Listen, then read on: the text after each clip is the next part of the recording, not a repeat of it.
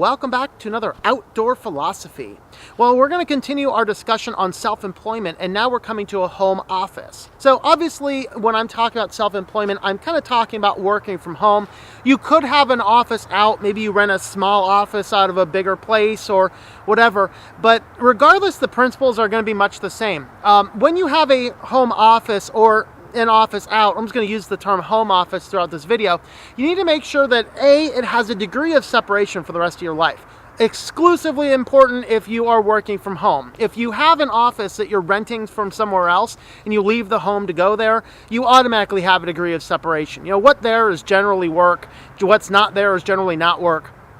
And that becomes more difficult when you're working for yourself in your own home office. You need to have a home office that is definitely separate from everything else. All right, you need to have a home office that is going to be a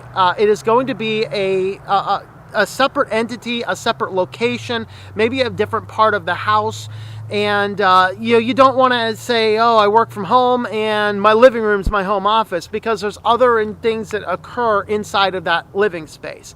And we don't want to get caught up into the situation of having other people intrude. If you have kids at home or you have a spouse at home, you want to make sure that you have a degree of separation from the family. And then it also creates a separate boundary that when you're there, you're working. When you're not there, you're not working. So this is really good for separating out your family life from your work life. And this is a very important thing to keep in mind when you work for yourself from home, because one of the pitfalls you fall into is you're always working. Of course, the other one we've addressed before is that you're not working at all. We've addressed that in the previous one on motivation. But for here, suppose you're a driven person, you need to have a separate place, and you're not there every waking moment of your day because you need to take a break from your work. But you need to build up a home office that you like being in. It is separated from the rest of the family functions or the rest of the house functions. It's a place where you get your work done, and then you have other places where you go to not be around your work. And this is an important distinction.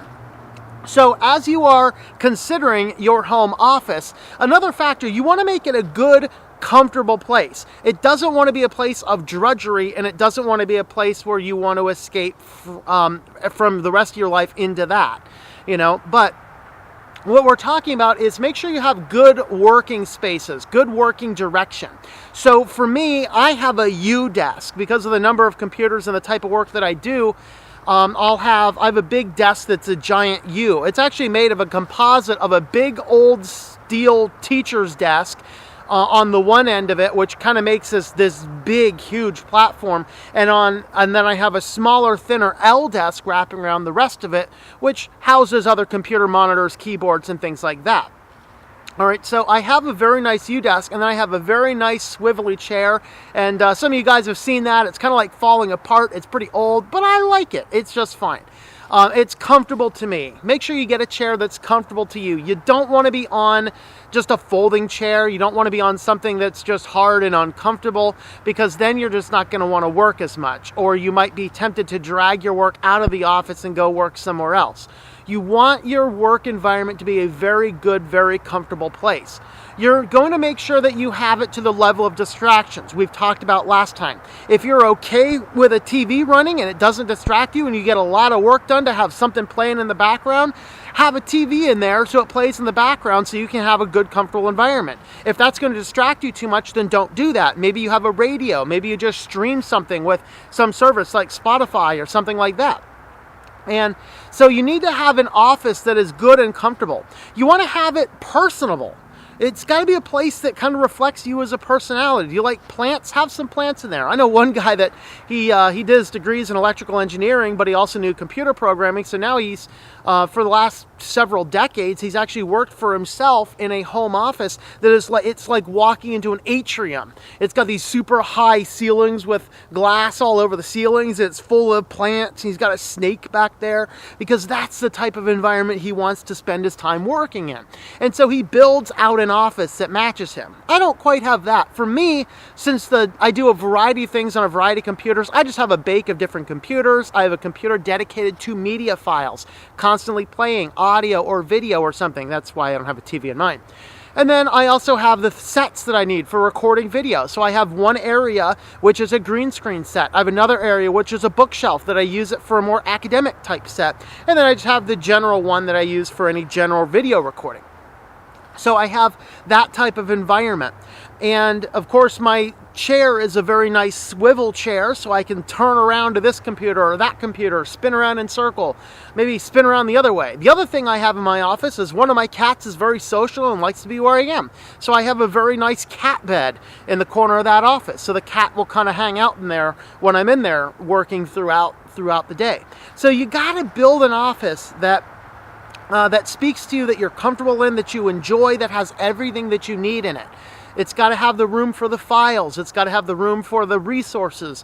Just anything that's related to your business. Whether you're shipping out products, you need a lot of storage room. Maybe an organization shelf in there. If you're more computer focused, have a lot of desk space for computers and things like that, like what I have. Of course, I also put up some sound paneling up there because I need to be able to record some audio without a lot of echo. And with solid wood floors in my office, I need to absorb as much echo as I possibly can. So there's a lot of these different things that you can do to make your office, your home office, good. It's got to be somewhere that's separated from the rest of your house. It's got to be comfortable for you. It has to be distraction free. And it's got to be a place where you love going to work, but you don't want to go there to avoid the rest of your life. All right.